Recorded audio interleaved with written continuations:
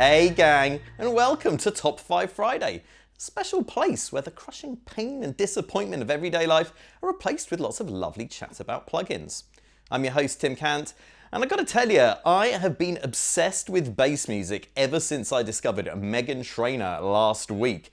So in this video, we're gonna look at the top 5 bass synths. Let's take it away. Diva demands our full attention at 5. Phoscyon gives us an acid flashback at 4. We get a shot in the arm from Serum at 3. Bassmaster's Big Bad Wobs are at 2. And the chunky sub-boom bass 2 is our number 1. At 5, Diva from Oohi. So many classic bass synth sounds come from monophonic analog synths, but with today's basslines being bigger, broader and in your face, it helps to have some serious customization. That's where Diva comes in with its circuit modelled modules that let you pick and mix between different old school synth components. Say you want a Minimoog-style filter with oscillators from a Roland JP-8000 and the envelopes from a D16. Diva lets you do that and gives you an excellent pedigree of sound, coming as it does from the certified synth geniuses and possible extraterrestrial intelligences at Oohi. Okay, let's take a really quick look at how to make some fat analog style bass in Diva. The preset that you get when you load it up isn't really ideal for starting with. As nice as it is, kind of brassy. What we'll do is we will select the init patch. So all of these modules are set up to be kind of Moog style. What I want though is a bit more of a Roland feel, so I'm going to select the dual VCO. We have sawtooth oscillators selected by default. I'm going to change these to pulse. Oh, I'm going to turn the sawtooth off as well. That's the cutoff open. I'm going to select a more sort of Roland style filter as well. I'll turn that cutoff down. I'm going to turn the envelope up. The envelope to cutoff modulation up, I should say. Now, that's just basically giving us still an open envelope. So I'm going to turn the sustain level in this envelope down. There we go.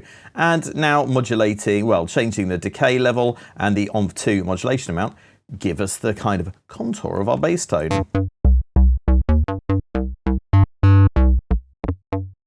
There you go. You might want a more Rolandy envelope there. Oh, there you go. Let's have a little bit of resonance. Why not? There you go. Bit of a fat bass tone, and something you can do with Diva that you couldn't necessarily do with the original synths is add a bit of FM in there. Oh yeah. So, as you can see and hear, getting a luscious fat analog bass tone is a piece of cake with Oohi's amazing Diva. At 4, Phoscyon by D16 Group. There are a few bass synths more infamous than Roland's TB-303, and it's that classic silver box that's the subject of this D16 recreation. Aside from mimicking the original hardware's analog sound, the Polish company have also added a bunch of new features into this plug-in version, including distortion, arpeggiation, and randomization. But don't fret if you just want the bubbling girth of the original acid unit. Phoscyon has it in spades. The built-in sequencer gives you an authentic way to program those trippy acid riffs. Plus, as this is a plugin, there is plenty of pattern storage and tons of presets to play with. While it is very much possible to sequence Phoscyon from your DAW using MIDI, a big part of what gave the TB-303 its unique feel was the built-in step sequence. So we're going to take a look at how to use Phoscyon's recreation of that. So the first thing we do is we're going to select the pattern right button so we can edit the sequence. We're going to press the clear button to clear the sequence. So how this works here is we have 16 steps here, each of which can be set to a different note. But it's not going to play anything at the moment when we press play on the DAW, because none of these gates are turned on. So what we're going to do is we're going to turn gate on for a few of these notes, and that basically tells it to play a note. So let's hear what that does. You get the idea.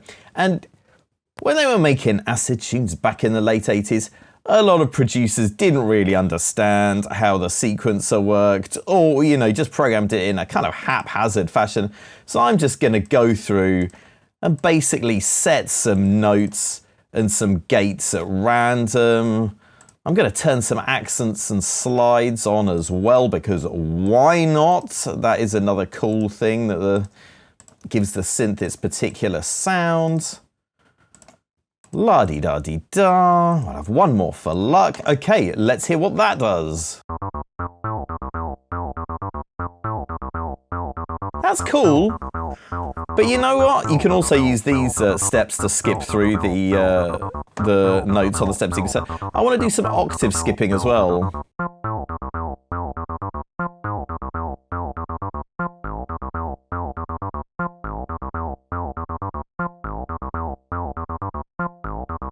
We can have a 2-note octave jump if we select both of those buttons there.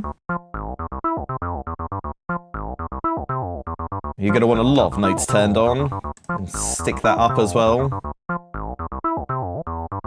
Okay, so there we've got a pattern. It's pretty simple. It's not very, even though it's jumping around in terms of notes, it's not really very articulated. Where that comes from is with the tweaking of the parameters. So let's play it back, tweak some parameters in real time.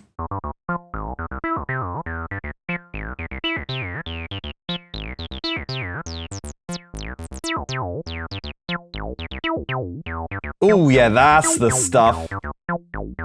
So there are a lot of extra controls here, but if you're going for an authentic acid sound, what are important are the cutoff freq, the resonance, the env mod amount, and the env decay time. Oh, and also the accent stuff as well. So let's have a bit of a tweak of those.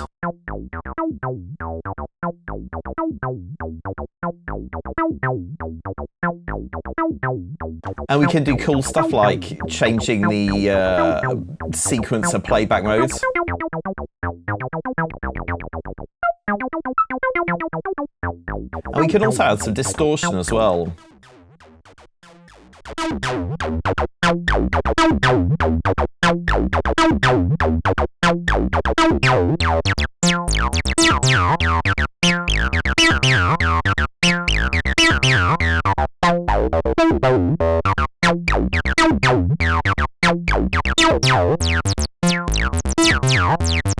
So there you have it, a really fantastic recreation of the 303. It is very, very reasonably priced to boot. So if you're after some classic acid rhythms, I would definitely suggest checking it out. At 3, Serum by Extra Records. You know it, you love it. It's the synth everyone's talking about and no one will shut up about. It's Serum. Responsible for some of the filthiest bass sounds ever heard on planet Earth, Serum's fat as fudge wavetable oscillators and filters are the bass music industry standard. Here are the headlines: 2 main oscillators, 1 sub-oscillator, 1 noise oscillator, and countless ways to warp and modulate your tones. If you're not yet familiar with this synth titan, you need to remedy that immediately. Okay gang, I've been seeing a lot of poor quality 808 sub vids on the online, and frankly, it's not good enough. It's really simple, we need to be better than this. So once and for all, we're gonna look at how to make a frickin' 808 sub in Serum so you can stop using those terrible cucked subs you've been using and use a real man's one like me. And you know what? Feel free to copy this information in your own terrible tutorials, because we're better than this, guys. Right, what we're gonna do is start with the initial patch. It's a sawtooth, don't want that. We wanna go to the analog folder and the basic shapes. This will give us a sine tone. Very lovely. We want to modulate the pitch of this. We're going to use LFO1 to do that. So we're going to put it in envelope mode. So we get the shape playing once. We're going to turn BPM off so that we can change the rate very precisely. And we're going to drag over the modulation handle to the coarse pitch. Oh, it's going up and down. We just want it to go down. As simple as doing that. There we go. This is the crux of your 808 sub. It's just a sine tone dropping in pitch. what we can do is we can go into the modulation matrix, change this to unipolar, and we can change the amount the pitch is dropping. So you can go for something crazy, down to something very subtle, or something in between, like we probably want. That's a bit much, perhaps. And then you can also change the shape of the drop here. And the rate will, you know, tell us how long it's going to drop. So you can really fine tune things. Also, if you want to beef it up a bit, because at the moment it's just a sine tone, so that's just a fundamental frequency, we're going to put the filter on, turn the cutoff all the way up, and turn up the drive. Oh, now that's nice. And this gives us a very simple, basic 808 sub that we can tweak to our needs. Also, actually, it's very important, you're probably going to want, I mean, you might want it just real loud the whole time. I like it to sound a bit more like a natural 808 with a bit of sort of a lower sustain and a bit of a decay on the amplitude envelope. Env1 set up to modulate the amplitude by default. Let the system do what this does. There we go. Actually, we'll put this in mono as well, so you can play a load of different keys and they won't overlap. And there you go. A pumping 808. It's really no trouble, guys, so enjoy. At 2, Bassmaster by Loopmasters. We might be a little bit biased on this one, but Bassmaster is one of the few virtual instruments out there that's totally designed for making bass sounds, making very few concessions to anything else. With over 200 sounds to mix and match across its 2 source layers, there's always an inspirational combination to stumble across. Add to that 13 types of filter, LFO and envelope, and you've got an easy way to make some unique patches that'll worry even the most resolute of subwoofers. And there's also 3 macro controls to make your parameter tweaking even easier. A big part of the appeal of Bassmaster is that it's got tons of presets that you can access very easily and get some lovely bass tones without having to worry your pretty little face about it. But you can also use it as an actual or bona fide synth as well. Just going to show you how to make a very, very simple dutty bass sound with it now. It's got 2 layers, top and sub. We just want the sub layer. We're going to turn the top down. Sine tone, cool, not very interesting. Let's change it up a bit. There we go, that's what we want. It's currently set to direct out, thus bypassing the filter, and it's pre-drive, but we don't want that, we want to drive it. Let's give it a go.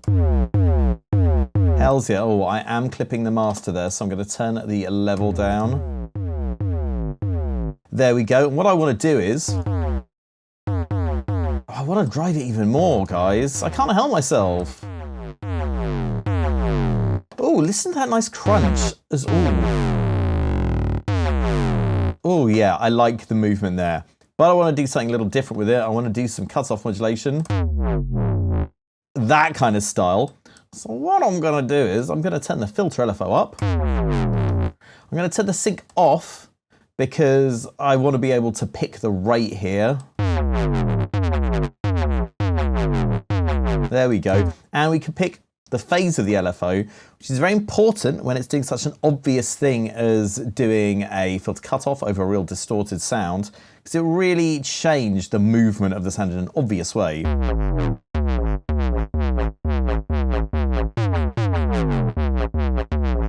Oh, there we go. I like that bit. Now I'm going to turn the resonance up to make it yet more obvious. That's nice. I might choose a bit of a different filter type.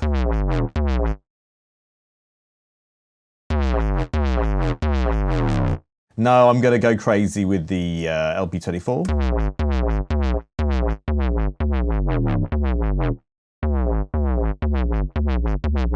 And then you could even add some distortion after that.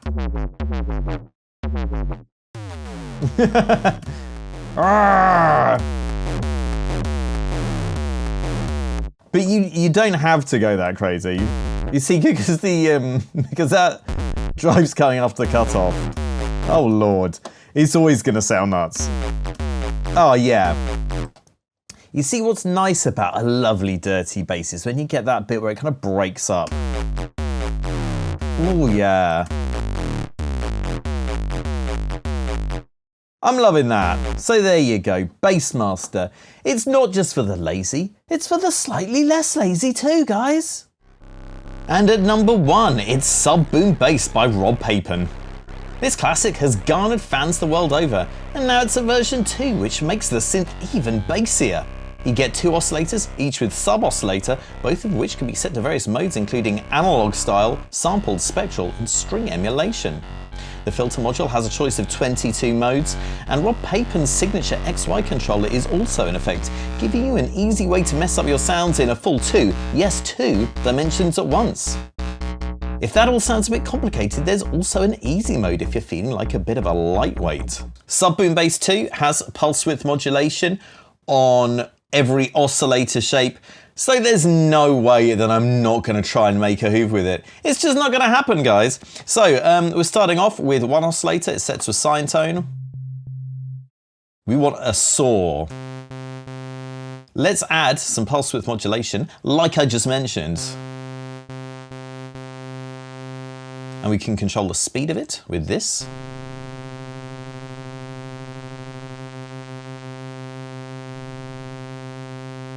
So, okay, we've got a bit of a wobbly saw sound there. Next thing we need to do is add some pitch modulation. I'm going to assign free envelope 1 to the global pitch. Let's hear what that does. We need to change the shape of that.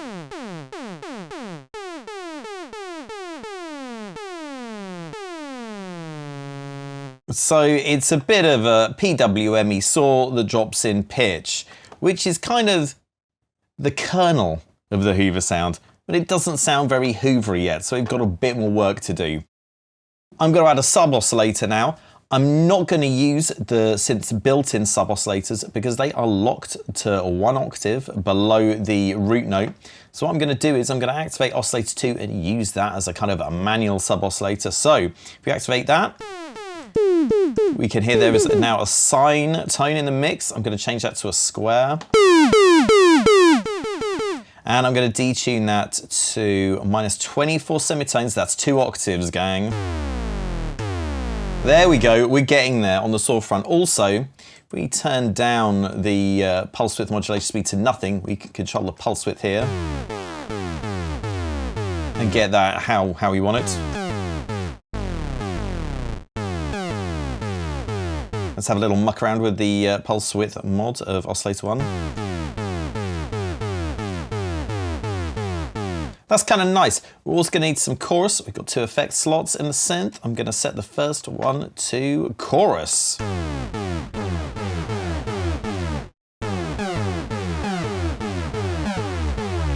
We're getting there. I mean, I want some portamento between the different notes as well, because it sounds crazy.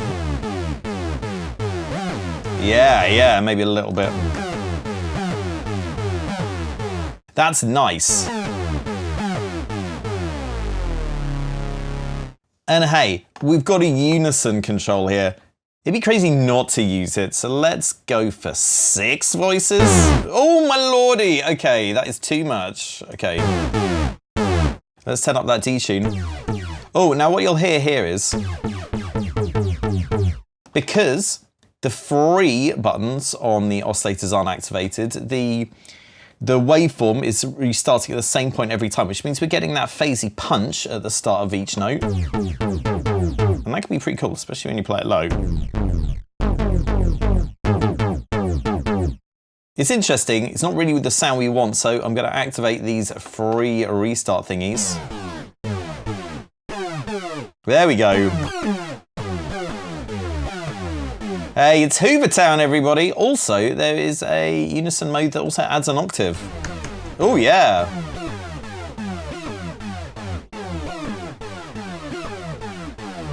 Not enough Hoovers in music at the moment, guys. You know what to do. Let's make those Hoovers happen. Well, guys, I'm afraid that's all the low-end fun we've got time for now. But why not come back and join us soon for another list of exciting plugins to play with? Hey, and in the meantime, why not jab randomly at all the various buttons on the screen? Peace!